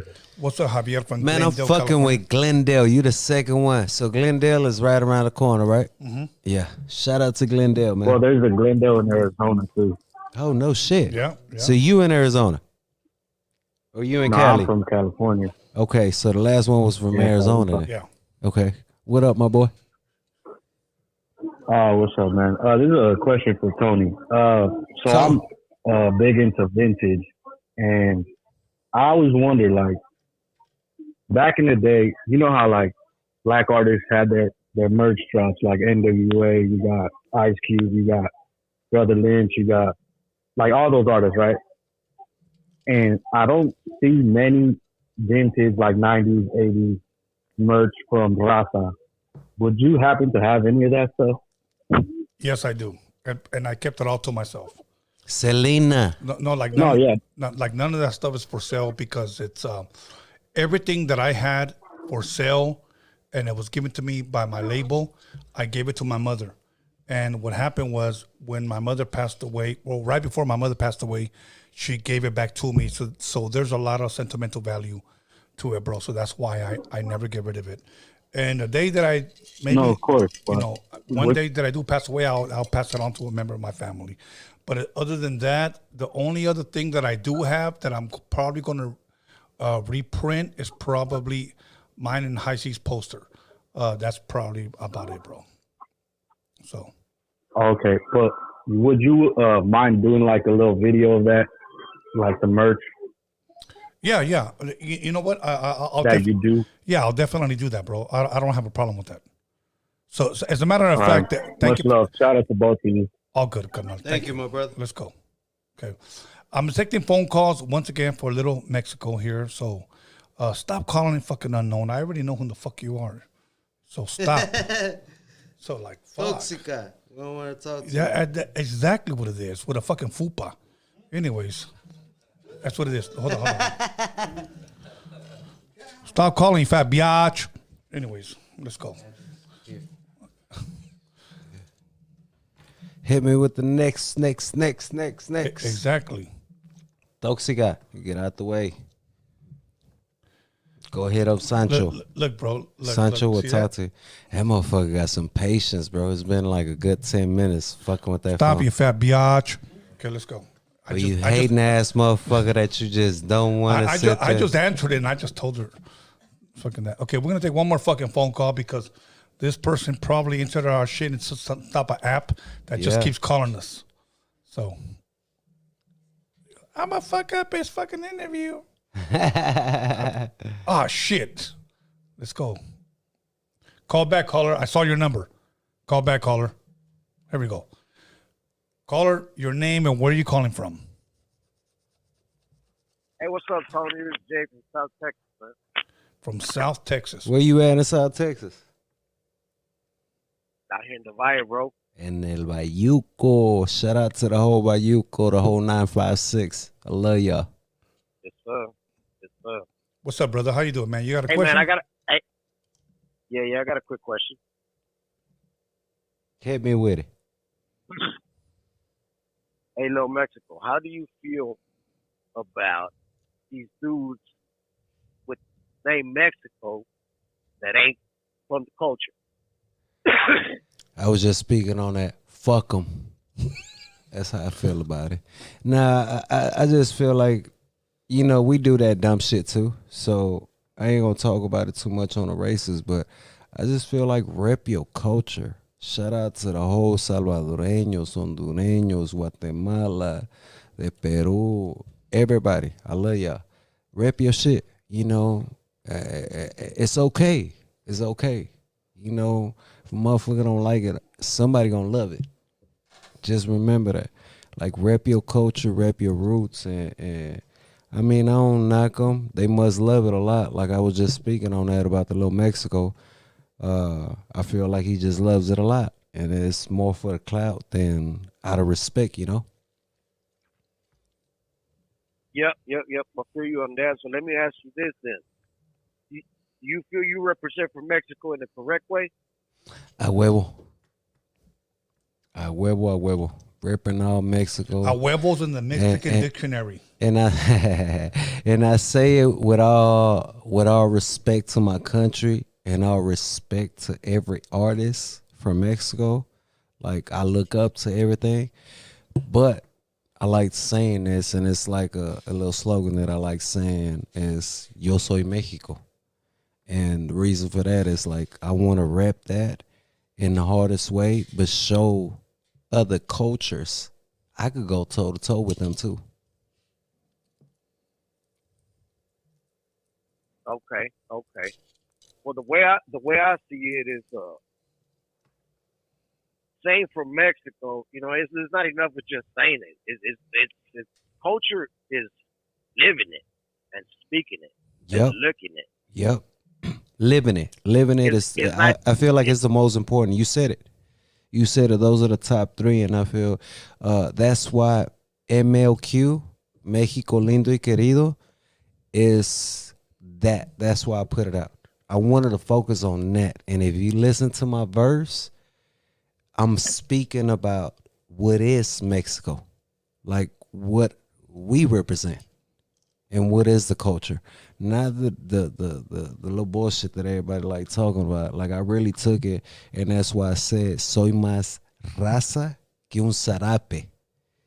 If you know what a zarape is, let's go back way in the days. So if I'm more than that, that should tell you what I'm repping. Absolutely. But yeah, check that MLQ. Yeah. You'll feel me on that. Yeah. No. I hear you. But check it out. I'll be tripping out there in the West Coast. Vatos over there be beefing about the culture, about the cultura. But half these motherfuckers can't even speak Spanish. A huevo. So how are you talking about cultura and arguing about the cultura? And you don't know about it. You can't talk about it. That you can't even speak on it. A huevo. And that's why I said I'm repping Mexico. That's why the whole album, my brother, is in Spanish. Because I wanted to sit there and show them you really gotta have some fucking nuts and come with it for you to do a whole song in Spanish and make sense. But in a rap way. Because, you know, rap is all over the place. That's what we've been known for. You could speak about 10 subjects in one song. You can't do that shit in Spanish. Now, caller, you said this, that you got people on here talking about cultura, can't even speak Spanish. Here's the excuse that a lot of these people out here will give, bro. And I'm not trying to shame them, but I'm just going to give you their excuse. You know what they'll say? Well, that's a stolen language. That's not our language. Well, let me say this, bro. Go through all over Mexico. You're not going to be able to change their mind. Yep. We speak Spanish, bro. I will. That's it. Yep. Okay. Now, we should be able to. I mean, if we're claiming to be Mexicano, Raza. Yeah. Well, you see it everywhere. Like, you got people, por eso dicen esto. Cuando a veces la gente dice, no, es que no hablo español. Oh, no, I don't speak Spanish. El dicho que decimos nosotros, el mexicano, no, hombre, si tienes la puta, la frente de nopal, sí. ¿Cómo vergas no hablas español? Sí, la frente la tienes de nopal. Básicamente que la cara, eres un paisa. eres mexicano, eres raza, tienes el color café. Entonces, ¿por qué vergas no hablas español? Y no podemos tener una conversación acá uno a uno. Okay, I'm gonna say something, okay? And you guys can ask me afterwards who it is, okay? I'm not gonna give it live. Wednesday, I got a brother. And I say a brother, a black brother. Mm-hmm. He's from Inglewood, and he'll be here Wednesday. And he speaks more fluent Spanish than 90% of Chicano rappers. Yeah. And what's his name? I'll tell you afterwards. I told you. Okay. Hey, that's that tequila. I wouldn't even listen to it. I would be like, what's his name? Okay. Because I think you know, I think I know who you're talking about. And I look up to that shit because it's like, damn, fuck my head up. Yeah, Wednesday, tune in because we're gonna do half of the interview in Espanol. Oh yeah, I'm fucking with that. Oh, bro, let me tell you something. Yeah, I'm fucking with it. I had a conversation with him on the phone in Spanish, and here's what he said. I go, what encouraged you to learn Spanish? And he said, because I grew up amongst y'all and I wanted to know the culture. There you go. So here's my thing. This is the brother that grew up in Inglewood, grew up amongst us, wanted to learn our culture, and here is to connect our people. With us more. Yes, here is our people that claim to be our culture and don't even know the language. Yeah. That's embarrassing, bro. Yep. Yeah. So I don't knock y'all, but hey, man, just like they had that Inglés sin barreras. Yeah. Y'all better go get that motherfucker. What's that thing they got? What the fuck? I forgot what it's called. Rosetta Stone. Go get that Rosetta Stone. Yeah, I saw Nigga, I was on that. Hey, look, y'all got the shit to download it right now. You ain't got to pay for it. You go on YouTube and watch it. You know what we had to do? Hold on. Caller, your name and where you calling from? Let's get it. Hey, what's up? What's up, Tone? This is Javi G from Colorado. Javi G from Colorado. What the fuck are you? Have you been unbagging lately, bro? Tell me. Man, I've been doing snack crates. Got me a deal with snack crates. Doing a little couple other things. You know, just blowing up, my G. Working hard. You know what he's doing? He's going to Taco Bell, and let's just say Taco Bell releases the new burrito. He'll try it and fucking put it on YouTube. No shit. He'll go to Burger King, put it on YouTube. What a burger, hey, man, whatever. Well, stay tuned because we got that fucking exotic pop exótico horchata drink coming. So you better post that shit on your YouTube and tell me what it is. There you go, Javi. And it's some new horchata shit too. It ain't some shit that you have. Shout out, homie. You're from H-Town, you know? Yeah. That's where I'm based at. Yeah. Oh, hey, because I got an interview with the homie. Do you remember Lord Loco? Who is that? You know Lord Loco? Lord Loco? Yeah. From Most Hated. Yeah. Yeah, you remember that kid? He lives up here in Denver, so I be fucking with him sometimes. I got a lot of love for H-Town. Dope, my You know brother. what I mean? Dope. Shout out to the whole Colorado Lil for that, Mexico. Man. Yeah, man. You right listen. on. You tuned into that Mexican Hendrix? What's that? Oh, I just bumped it. Man, I was just bumping it because I saw you on this. What you think? So I was like, I got to get caught up on this. What you think? It was tight. It was tight, my G. Like, man. I love that guitar sound in the back, homie. I'm going to jump it on the way to work tomorrow. For sure. Good looking. Let that shit play and let me know what you think. But I just wanted to send I want to send a shout out to everybody out there. Follow and beg it on YouTube. What's your shit again? Pop your shit. I'm begging. Tony knows what it is. He'll shoot it to you. Yeah, I'm begging on YouTube. Shout out to you, my brother. Keep doing it. It's not I'm begging. It's unbagging. Yeah. I'm bagging. There you go. Thank you, Tony. Take it. Sorry, I be smoking too much weed. I know, carnal. It's all good. Homie. All right, brother. Hey, good looking out on the love, my G. Yes, sir. Bless one. Yes. We're taking one more phone call and then we're the fuck out of here, okay? So, one more phone call. So, who's the lucky caller? Come on down. Here we go. Lucky 7? Caller, your name or where are you calling from? And this is Sandy from Houston, Texas. Again, I promise this is my last question. That's all good. Go ahead. All right. Lil Mexico, this is a question that I have for you. I just kind of wanted to know what your thoughts are on the Netflix documentary. I don't know if you got a chance to see it, though. Netflix documentary on Texas hip-hop, which, for whatever stupid-ass reason, excluded Mexicans. They didn't mention the impact Mexicans have had on Texas hip hop. Well, turns out a couple of people in the city felt some type of way about it. So you, as a Houston artist, do you feel excluded? Do you feel like you're kind of on the outskirts of the hip hop music scene in Texas? I think that's bullshit. I know that's not true. Especially as a Cubana, I could tell you that's bullshit. But like, guess what we gonna do? How do you feel as a person? Guess what we gonna do? I got something for you. Manzana coming out with a Netflix deal. I can't speak too much on it. That's beautiful. But it's gonna give you the whole breakdown on Manzana, which is that H-Town in a Latin way with the Mexican Raza. So yeah, I saw that, and I feel like, who just said it? Busta Rhymes? Was it Busta Rhymes that said that hip hop was black and Latin? Yeah, black and Shout Latinos. out to Busta Rhymes, you know, for Fat saying Joe that said shit. the same thing. Yeah, Fat Joe said that. The next one is a Mexican. The next one is a Mexican, and the whole world gonna love it. The black people gonna love them. The white people gonna love them. All the other cultures gonna love them. So stay tuned. It might be Lil Mexico. God knows. You never know. Let's go. Thank you, Shazzy. Appreciate you. Okay, let's go. You know what? Since she called, you know, before, let's take one more phone call. Okay, one more phone call, and then we out of here. Yeah. And thank you for calling again about that.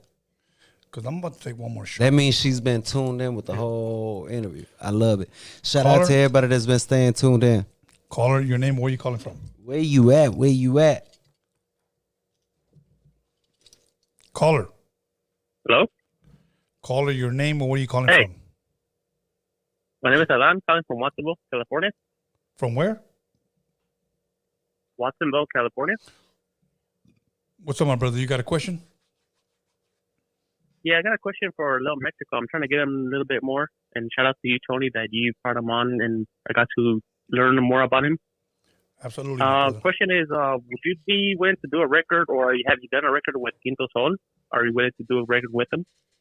Say that again, with Quinto Sol? Quinto Sol. I think somebody told me different in Chicago, bro. I'm not too familiar with the music, bro. I got to link up with them. I'll check them out. Quinto Sol. Oh, okay. Yeah, you're not the first one to ask, so I'm going to definitely tap into that. And like I said, the previous caller asked me if I'm willing to do that. I'm willing to open up to certain artists that are doing a thing and repping the culture in the right way. So if that is the sound, you're not the first one to request that. I will get on that, my brother. Awesome. Cool. And just one last question, just to get you to know a little bit more about you is... no, go ahead. Hit me you've with been the traveling question. the United States. Is what place in the United States has had the best Mexican food you've had? You know, we big on that in Houston. I ain't gonna say we're the best ones, but it's funny because y'all food don't. No, I'm gonna give you some real game.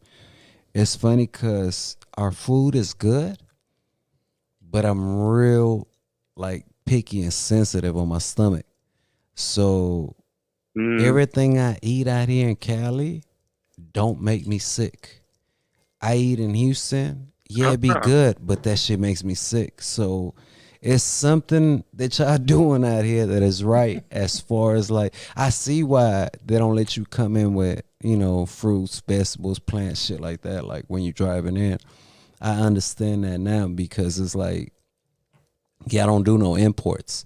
So maybe that has a lot to do with why I don't get sick. So I don't want to say y'all got the best food, but yeah, y'all got like, when I come out and eat, like, it's real fresh. So shout out to the whole California on the food. You know the raza is heavy out here, so I love it. I love it. Fucking handmade tortillas, the whole thing. Like, we were just eating that, and one place I can't leave is a torta de milanesa. Like, every time I come out here, bro, like, I gotta have that fucking torta. Like, I drive far just to go get that torta. I can't say the name because they better sponsor me for that shit. Yeah. But you know that torta de milanesa, just to tell you, it brings me back to memories. You know, long live my grandma Simona. but it brings me back memories when she used to make me a torta. And that shit hit so hard that I'm like, sheesh. Every time, I think last night or the night before I had it, and I just went like hungry. But I was like, man, I think I'm burnt out of this shit. I ate it too many times. Every time, no lie, every time I touch down in Cali, and that's like at least once a month, I eat that. Like, I gotta have that, and it's good. And I always say this, bro. I go to expensive ass places. Everybody that's tuned in watching, look, I go to expensive ass places, spend stupid money, but I be mad at myself. Nobody else. Myself. And the shit is garbage, bro. Garbage. Like trash ass food. Man, I go to the little spots, the abuelita spots, the real traps spots. Like the kitchen is like the grandma cooking. Man, I leave so good and so satisfied. And guess how much I spent? Not even fucking 1/4 of what I spent at the other spots. Yeah. So I always say this, man. Shout out. If you know about it, go support your local people, man. The local restaurants, the local vendors, your street vendors, your raza. You know, everybody speaks on this shit, right? Support black-owned businesses. Man, I don't hear nobody fucking screaming, support raza businesses. Why we can't do that? Like, we own businesses. We own shit out here in America. Why we can't bump our shit? Like, get off the shit and support Raza. Because, like, that's good that you asked that about the food. Because I'm not going to tell you this is the best food. But, man, Raza definitely putting on out here. And I tell you this, in 07, I came to Santa Monica. No Raza. Now you go to the Santa Monica Pier. Raza selling churros. And that tells you, hell yeah, we gonna flood this shit one way or another. We gonna knock these fucking walls down, knock the barriers down, and we gonna run through it. That's Raza do it. That's why we call Mexican, baby. All Mexican, not Mexicans. Yeah, because we can. There you go. We could do this shit. But hey, thank you for tuning in, bro. If you got any questions, hit me with the shit. If not, have a blessed night and bump that fucking Mexican Hendrix, man. Tell everybody about that shit. For real. The video. Again, shout out to Tony for introducing me to you. Yeah. It's a blessing being here. That's why I told him I go off my heart, of my spirit of where I want to like do interviews. And this was only right. Like, God put me to like come fuck with him. And hey, we got family now. All good, Canal. Thank you, bro. Hey, chingo gracias for tuning in. Chingo gracias. Have a good night. You too, my brother. Have a blessed one. That was our last caller, so we're good. Thank you. Love to everybody. We can take these off. Tuning in. Yes, sir. Other than that, man, you know what? I like that we speak the same language. And when I say the same language, we talked about the book of Genesis. We talked about the serpent. We talked about this. Only certain people that have studied that can relate. Yeah. They say that the worst, y'all tune into this shit, man, and y'all really pay attention to this. Like, you know, the music is cool. I love it. It's a passion. You know, they say when you get to heaven, that's all you're going to hear, music. You know, good music. So that's why I think I'm so into the music. But how I look at it is, you know, the enemy right now, we're at the highest of the highest. So if you're not, like, if you don't have a little light on you, man, go reach out to one of your people. Go reach out to somebody that got some knowledge, got some wisdom, and got some light in them, and shed a little something on you. Because what's going on right now is basically we facing that to where I feel like, you know, the book of Genesis, which is the first book, and the last book of Revelation, which is the last book of the Bible, has so much wisdom and so much shit to get you prepared and get you to live life a different way. Because, you know, everybody say that, you heard me earlier say God, but Jesus Christ, right? The reason for that, because the God of this world, and I'm tuned in with myself and I'm tuned in with that. So if people probably block this shit, people probably don't want to hear this shit. And it's cool if you do, if you don't, you don't. But I feel like right now what we in is, if you got a little light in you, then you can see what's going on. If you don't, then you just going to stay in the dark and live in the dark. But what's going on right now is that like we becoming to where if you read the book of Genesis, it gives you why we fucked up humanity. Absolutely. Our number one fuck up. And in Revelation, it reveals all his secrets, all his fuck ups. But in this world, the God of this world, and it's in the Bible. Yeah. The God and the prince of this world. What am I tell you his name? Satan. Satan. Yes, sir. Lucifer, the enemy. The son of the morning star. Yes, the enemy. Belial, all these guys. Lord So for all y'all that think hell is fake and motherfucking aliens ain't real, they real, but what's about to be put ain't aliens about to kill the ones that is in the dark. And I'm telling you, because I come from the streets, you know. Right. I actually walked it, lived it, came face to face with it. But you received revelation. There you go. My brother said it the best way you could say it. I got revelation, and it took me losing my brother for me to see that. And once I lost him and I got to see it and feel it, what God revealed to me was, and the number one thing that I asked him is, I don't want no fame. I don't want no money. Let me live long enough to see my kids absolutely grow up and see what they become. I don't want nothing else, because what I saw my brother was him leaving my goddaughter and my godson, and how much pain they go through, and how much they love me, wishing they could have their dad. And that's where I got the revelation of saving myself and being like, I'm done working for you. Now I'm finna work in another area. He hates it. I didn't, you know, and for those that know it, know who I'm talking about. For those that don't, you know, it's the ops. But no, yeah, real shit is like, that's what I'm giving out to y'all. Mexican Hendrix is that. Mexican Hendrix is giving y'all clues of how I made it this far. So if you like little puzzles, you like little shit here and there of trying to find out what's really going on, man, go listen to that Mexican Hendrix. You're going to get the real light in your head. I couldn't give you, you know, and come down and be like, I'm a priest, but I'm going to give you a little light, shed a little light.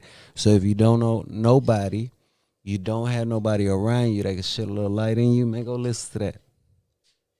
Song number 1 going to start the whole thing. But as you can see and as you can hear it, I done made it this far. And I say this a lot. God first, family second, business third. When I didn't apply to those things, my brother, it was like hell for me. Yeah. Hell. In and out of jail. In and out of shootouts. All type of street life. In and out. Yeah, the money cool. But it's crazy that I couldn't spend it. Yeah. I couldn't blow it how I wanted to blow it. Yeah. I couldn't be with my family how I wanted to be. Yeah. So that's when I learned, is that really living life? Absolutely. Or is that being captured and locked up? How these people, shout out to everybody that's in jail too. Much love. Keep your fucking head up. You know, I can't tell you I know how you feel, but I can tell you one thing, keep God first. You're going to move different, and you're going to see a little light on you. Because, you know, the system is fucked up. I done been in there. My mom been in there. My whole family is a product of that. So I understand and I rep that. Yeah. But it's also another way that these white people don't want us to know, which is peace. Yeah, exactly. Peace. Just be at peace, man. Absolutely. Fuck money. Just peace. Be at peace with yourself. Have peace. If you could go out to eat, we was talking about this earlier. If you could go out to eat by yourself, with yourself, you living life, my people. Absolutely. If you can't go out to eat and be by yourself more than an hour, 2 hours, tune into yourself. Talk to the you know, absolutely, the higher power, whatever you want to believe. Because I don't knock this. I'm gonna say this too. I don't knock this. I don't focus on religion. I focus on relationship. Mm-hmm. So y'all do y'all thing, whatever religion y'all rocking. I love y'all. I respect it, but I focus on the relationship. Brother, any shout outs you want to give before we're out of here? And then I'll give my shout outs. Shout out to the whole Raza tuned in right now. Shout out to everybody that supports the shit. Shout out to everybody that, you know, is out there en México. Toda mi gente, todo mi latino, todo aquel que está en México y que puedo tocar, que puedo motivar y que puedo poner en otro tipo de vida. Chingo de amor, chingo de paz y saludos para toda la gente. Check me out on Lil Mexico HOV. Make sure you type in the HOV at the end though, because if not, you're going to get the fake one. Lil Mexico HOV. The reason I put HOV too is I'm in my own lane. If you didn't seen that in a lot of cities all across America, HOV is like his own lane, right? Yeah. So Lil Mexico is his own fucking lane. We ain't here on nobody's shit. We trying to create a new wave. And all social medias, you can check me out on the same thing. Lil Mexico HOV. Make sure you tune into this right here though. This is like the realest shit right here. Shout out to my boy Tony, too. Absolutely, carnal. So let me give a shout out once again to Little Mexico, and I'm going to give a shout out to, once again, Mexican Connected. So if you guys want to get connected, get a hold of Mexican Connected. There you go. Let me give a shout out to my boy Norbert for running the show tonight. Yeah. Norbert, you're the shiznit.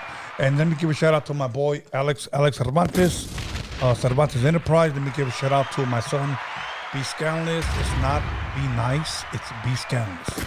And also to the Hip Hop Jedi, and also to the one and only OG Pamps. OG Pamps, who's always stays busy. Shout out to the OG, man. And shout out to the OG. Hold on, I'm gonna give a shout out to this lady right here. I'm sorry, what's her name? That's Segovia Management. Shout out to the whole Segovia Management. I can't forget to. Segovia if y'all want to Management. link in, tap in, hit up my manager.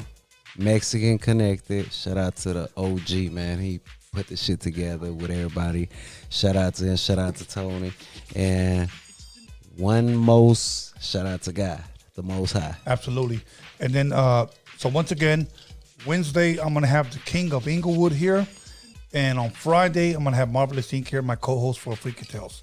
So you don't want to miss that. So other than that, once again, Little Mexico, I wish you nothing but the best. Same, my brother, same. So thank you for having me here. Everybody in Houston, much love, much respect. Mexican Connect, you're always welcome. Come through, bring your artist. Doesn't matter. We'll make it happen. And we are out of here. Stay blessed. Shout out to guys. Cali, Texas, Mexico. Love y'all. We out of here.